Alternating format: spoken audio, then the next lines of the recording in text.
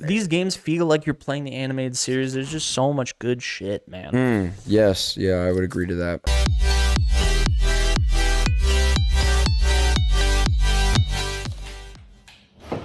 Although I think I'm higher on Spider-Man 2, I would agree with you that it does feel like the side stuff has a little bit more love and care than it does in Spider-Man 2. Although there are some side stuff that I liked in Spider-Man 2. No, I'll agree to that. And I think overall, I liked the stuff going on with Peter's character. You've made some points about Miles' character that I may want to like revisit and like see if I change my mind. Oh yeah, we gotta fucking track that bitch. She got cut. I forgot. Miles has they have done Miles such shit, in my opinion. You might be right. That's why I gotta revisit and play it again. Because they just came out with an update of New Game Plus for that game. Yeah. So I might actually, that might give me a reason to replay it, because then I might breeze through that game, you know? Like, on New Game Plus. Yeah, same. I do want to revisit it, like, because I'm willing to consider that I could be wrong. Like, I'm not Sure. so... Sure. I do want to circle back on something you were saying earlier, too. That, like, I know what you meant, but just to clarify to people that, like, I don't think it's the developers' fault, necessarily, that the gaming industry is where it's at today. I think it's the publishers, like Warner Brothers, that own Rocksteady, and Activision that owns Infinity Ward. Like, I think they're the problem. They're the ones that are telling the developers, this is what we need to do with our next game, right? I think the developers do care about the games they make. The only publisher that really allows the developers to have the freedom where they're like, make what you want, is Sony. That's why you get your Ghost of Tsushimas. That's why you get your God of Wars. That's why you get your Last of Us, is because the developers have the freedom under Sony's umbrella to do whatever the fuck they want. I just wish more publishers were like that. You know what I mean? Preach it, dude. Fucking preach it. I mean, honestly, I'll hate on this movie till the ends of the earth, but Matrix 4 said it the best. Is Warner Brothers going to make this with or without you? So, you know, we're going to go on with it one way or another. And I feel like it's the same case with the Suicide Squad and Gotham Knights. And it is, I didn't even think about it is that. Warner Brothers. That's true. So You're right. it's very on the nose from a different source of the same company. Like, Yeah. and I used to like tout nothing but respect for Warner Brothers. Like, Warner Brothers has like a catalog of great shit, but you know that it's just the case with the times have changed. It just sucks to see. You see it in the music industry, you see it in everything, where it's just like, eventually corporations just catch on to what people like, and they just try to exploit every fucking penny out of it. I'm really glad we decided to record, by the way. Why? This is great. Oh yeah. I'm for it, bro. I'm kind of tapped in right now. Me too. I'm having a good ass fucking time. Plus this fucking game is just, no. goddamn. Now we're fucking cooking, bro. This game is a vibe, dude. 100%.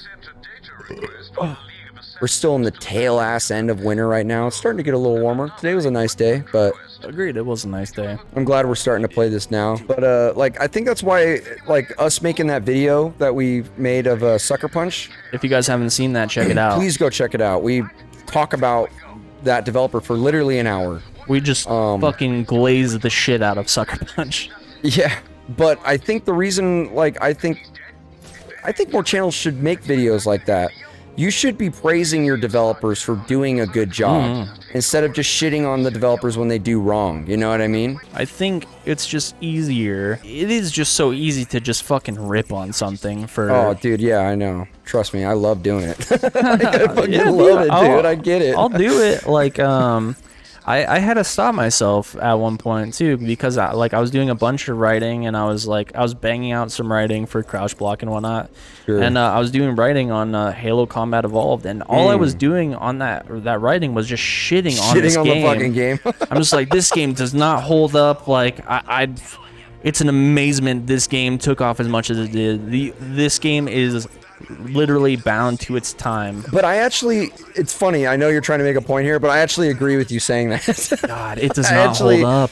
I actually agree with that. That's like one of those negatives where I'm like, yeah, when you really, I think I'm supposed to drop down. Yeah, it's just a product of its time. There we go. It was good for the I just time. think it was like one of those games where it's like there were already shooters like that out on PC at that time. You had your Quakes and stuff like that, right? But they just weren't on a console. So that's why everyone was like, this is incredible. It's because most gamers at that time, and even now you could say, aren't PC gamers. Only hardcore gamers really will go out of their way to fork a couple grand to have a PC. Like you and me having PCs is kind of a blessing, you know? A lot of people can't afford to have PCs or like play a lot of games on PC, and it's just consoles are always that much more accessible pricing wise. So it's just, I think that's why Halo got the praise that it did. It's because it had a broader audience for a style of game that had already been a thing on PC. You know what I mean? Yeah, I would say what you will about previous generations, but this generation I would say is the antithesis of that, actually. Or maybe antithesis is the wrong word. Maybe I'm using that incorrectly. But shit, here comes the fucking all his boys, dude. I mean, this is the least accessible console generation that consoles have ever been, ever. Oh my god. Okay, yeah, you're absolutely right with that. And the pricing point is only getting more and more ridiculous. I mean, and then they were like, did you see the statement? Sony was like, we're at the tail end of this console generation. I'm like, how? Fucking retarded. I'm like, how, dude? I'm like, some people have literally not even had a PS5 for like a year. I mean, yeah, that's really the case. Like, you've had yours half the time that I've had mine. I've had mine since launch, fortunately. I haven't even had my PS5 for 2 years. I'm just like, we are not tapping the fullest reaches of the base model PS5. No. You guys are fucking high. I actually agree to that. Maybe a select few games where I actually felt like they were even slightly tapping into the capabilities of what this console can do. Yeah, no, I don't see it. I mean, Sony's just trying to push product. I get that. I mean, if we can get more... Do they really have, like, the tech to, like, really buff it any stronger than what we're getting now? Like, I don't see them having, like, anything ready here soon to be like, this is next gen. I'm like, okay, what the fuck does that even mean anymore, dude? Like, you know what I mean? Like, I love Sony as a publisher for video games and letting developers do what they want to do. I'm not saying... that's a bad thing. I'm just saying that when it comes to tech and asking people to be like, hey, you're gonna want to like upgrade because this is obsolete.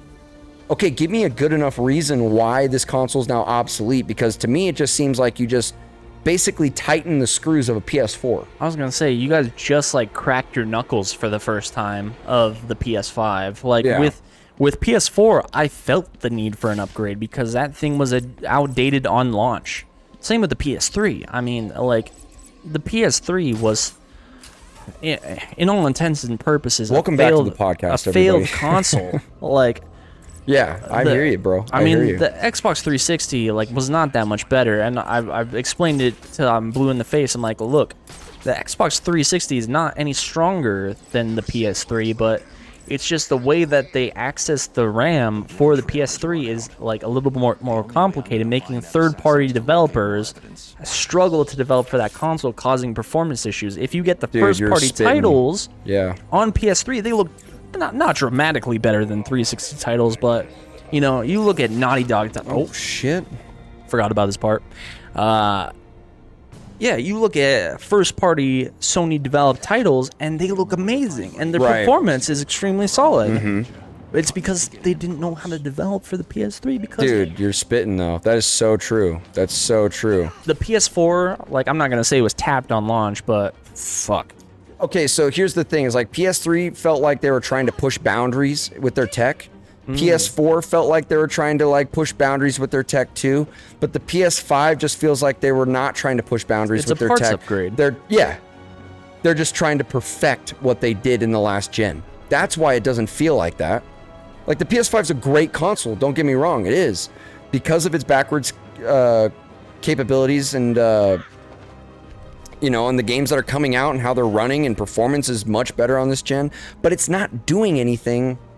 Kind of going back to what you're saying, it's like, yeah, the PS3 may have been hard as fuck for third-party developers to make games on, but at least they were trying new ideas out on it. You can appreciate those games, you know what I mean?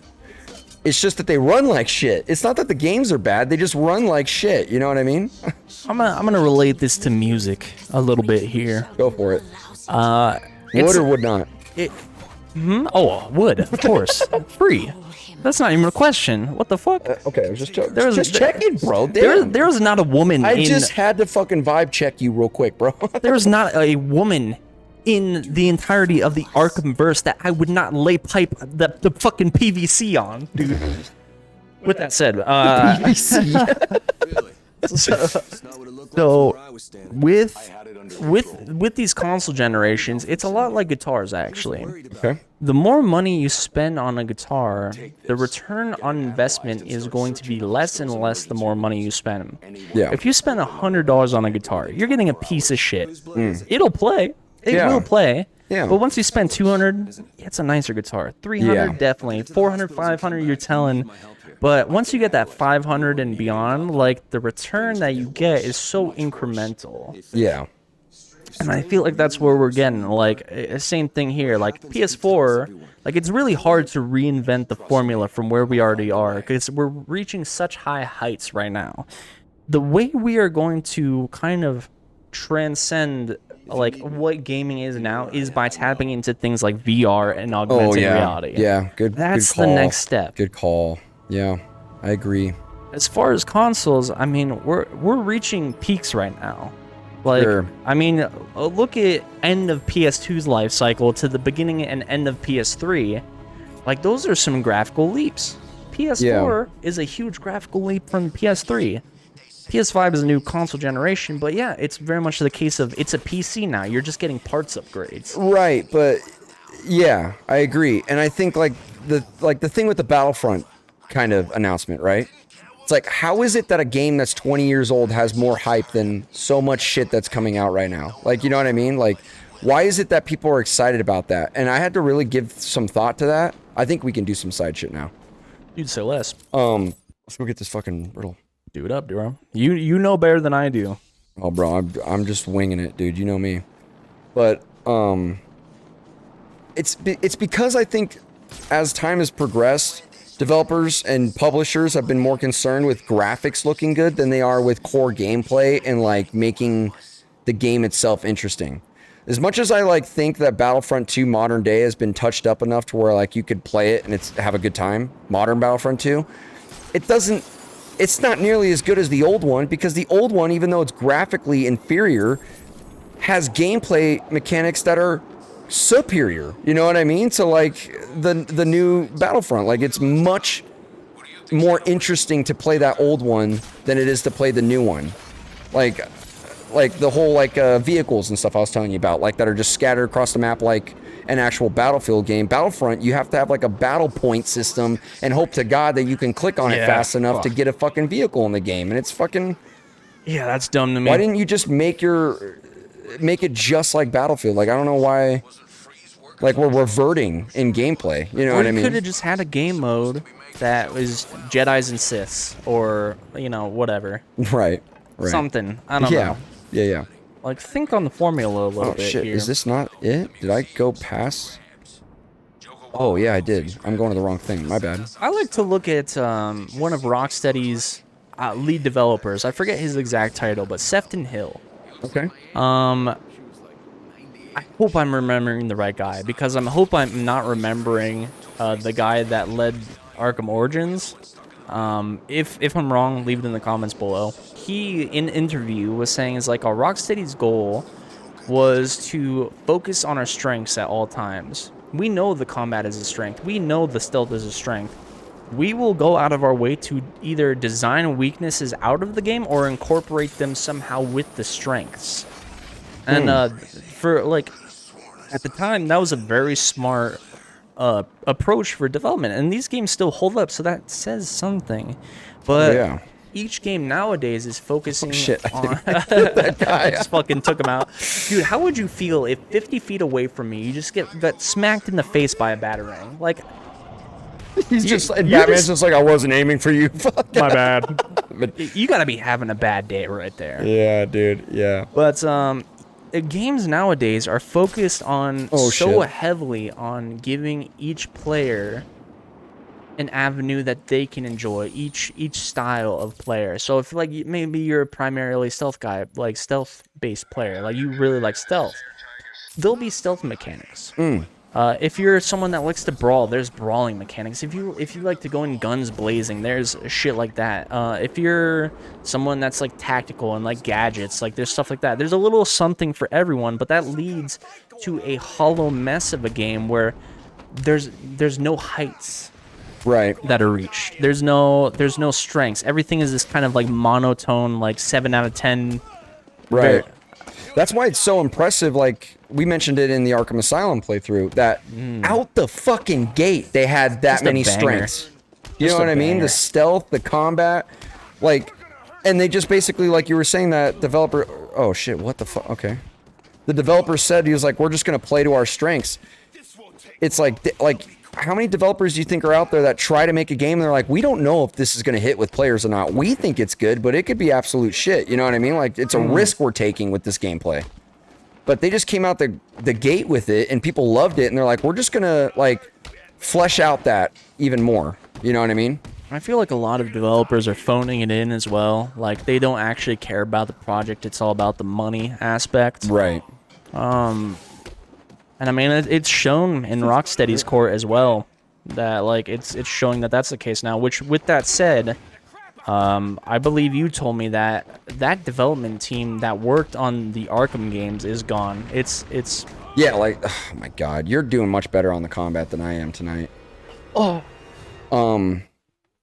the original crew is not there. Right, like the lead developer, game director of these, he left like a year before. That might be who I'm talking about. That might be Sefton Hill. He left like a year before, and I told you at the time when he left, I was like, that's not good news, dude. I told you that at the time. I was like, that's not good. I was like, if people who are that passionate about a project like Batman are like, fuck this, I'm out, there's something going on behind the scenes that they are not agreeing with, but they can't publicly like slander them. You know what I mean? You see shit like that happen all the time. You get cases like, and I've been saying it a lot. I've been talking about this game a lot. Maybe even to a point of annoyance. But I've been talking about the Evil Within a lot. And you were telling me about how the one of the lead developers, or whatever his role was, moved away from Resident Evil to work on Evil Within. Shinji Mikami. Yeah, and dude, I could feel it. I'm just like, this game is such a Resident Evil ism. And dude, I'm loving the game. Evil Within 2 has been nothing but a good time for me. I'm looking forward to getting around to playing that one. View Deadshot victim location. Scan the crime scene to determine the cause of death. I should scan the body. There's cum everywhere. Victims seem to ejaculate. The